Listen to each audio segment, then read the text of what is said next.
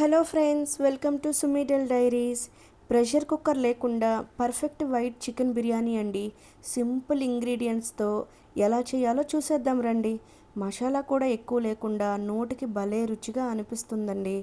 మీకు చికెన్ బిర్యానీ చెయ్యాలనిపిస్తే మీకు ఈ టేస్టే గుర్తొచ్చేంత టేస్ట్గా ఉంటుందండి ఇది. అయితే ఇది ఎలా చేయాలో ఒకసారి చూసేద్దాం. వీడియోని ఎక్కడ స్కిప్ చేయకుండా ఫుల్ ప్రాసెస్ అంతా చూడండి.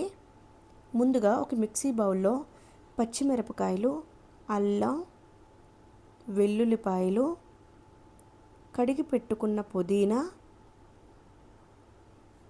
మన స్పెషల్ గరం మసాలా వేసి మిక్సీ పట్టుకుందామండి. ఇదేనండి ఈ బిర్యానీకి అసలైన టేస్ట్. ఇప్పుడు చికెన్ని శుభ్రంగా కడిగి పెట్టుకుందాం. ఇందులో ఇప్పుడు ఈ మసాలా ముద్దను వేసి చికెన్ మొత్తానికి పట్టేలా కలుపుకుందాం.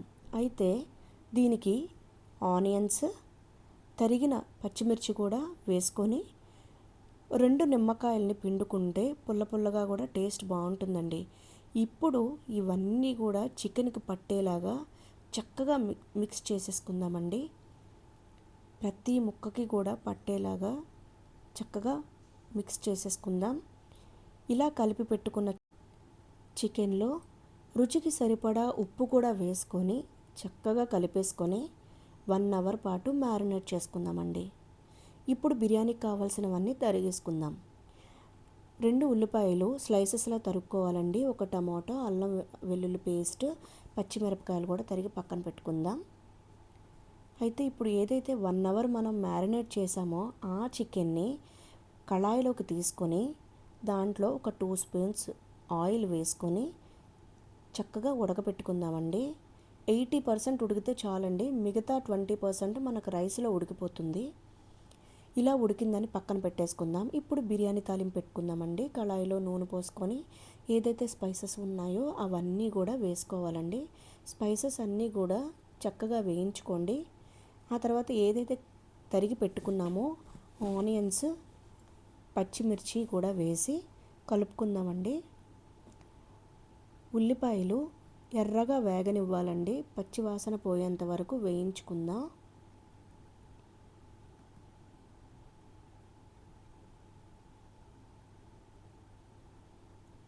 చక్కగా వేగుతున్న తర్వాత ఇందులో అల్లం వెల్లుల్లి పేస్ట్, మనం మామూలుగా చేసుకున్న అల్లం వెల్లుల్లి పేస్ట్, ఇందులో ఏమి కలపక్కర్లేదండి. ఆల్రెడీ మనం చికెన్లో కలిపాం కాబట్టి ఇందులో ఏమొద్దు, ఓన్లీ అల్లం వెల్లుల్లి పేస్ట్ వేసి చక్కగా కలుపుకొని అల్లం వెల్లుల్లి పేస్ట్ కూడా పచ్చి వాసన పోయేంత వరకు వేయించుకొని చక్కగా కలుపుకోండి. అడుగు పట్టకుండా తిప్పుతూ ఉండాలండి.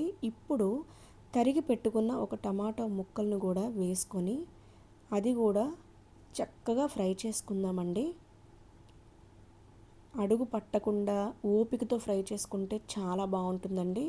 ఇందులో రుచికి సరిపడా ఉప్పు కూడా వేసుకొని మన స్పెషల్ పలావ్ మసాలా కూడా యాడ్ చేసుకుంటే సరిపోతుందండి. ఇప్పుడు చక్కగా అడుగు పట్టకుండా చక్కగా కలిపేసుకుందాము. ఒకసారి మూత పెట్టుకొని ఒక 5 మినిట్స్ మగ్గనిచ్చుకుందామండి.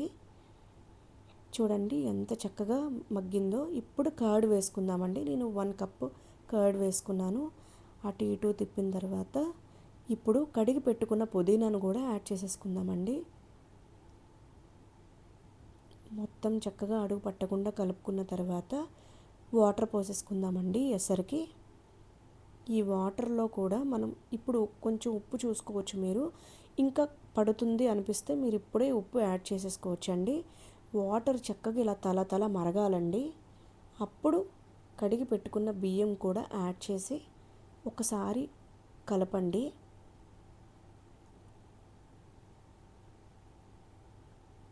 కలిపిన తర్వాత మూత పెట్టుకొని ఉడకనిద్దామండి.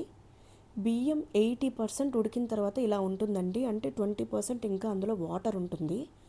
ఇప్పుడు ఏదైతే మనం మ్యారినేట్ చేసి పెట్టుకున్నామో ఆ చికెన్ని ఇప్పుడు ఈ రైస్లో కలపాలండి. ఇదేనండి అసలైన టేస్ట్.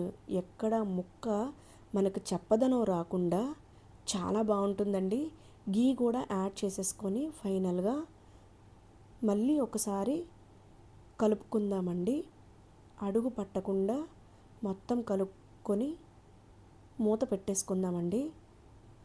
ఇప్పుడు ఒక ఒక 15 మినిట్స్ తర్వాత బిర్యానీ చూడండి ఎంత చక్కగా ఉడికిపోయిందో. స్మెల్ అయితే గుమగుమలాడిపోతుందండి అసలు. ఒక్కసారి డెఫినెట్గా మీరు ట్రై చేసి చూడండి. ఇంకా మీకు చికెన్ బిర్యానీ అంటే చాలు మీకు ఈ రెసిపీనే గుర్తొస్తుంది. చాలా బాగుందండి. చాలా బాగా ముక్క అయితే చాలా బాగా ఉడికింది. చాలా సాఫ్ట్గా ఉంది. రైస్ కూడా పర్ఫెక్ట్ కుక్ అండి. ఇప్పుడు చక్కగా ప్లేట్లోకి తీసుకొని సర్వ్ చేసేసుకుందాం. వీడియోని ఎక్కడా స్కిప్ చేయకుండా లాస్ట్ వరకు మీరు చూస్తేనే క్లియర్గా అర్థమవుతుందండి. డెఫినెట్గా మీరు కూడా ట్రై చేసి మా ఛానల్ని సబ్స్క్రైబ్ చేసి లైక్ చేసి షేర్ చేసి ఈ రెసిపీ ట్రై చేసి ఎలా ఉందో కామెంట్ సెక్షన్లో కామెంట్ చేయండి. అంతేకాదండి, లాస్ట్లో పక్కనే బెల్ ఐకాన్ కూడా ఉంటుంది. అది క్లిక్ చేస్తే ఆల్ అనే ఆప్షన్ని క్లిక్ చేస్తే నేను ఏ వీడియో అప్లోడ్ చేసినా మీకు నోటిఫికేషన్ వస్తుందండి.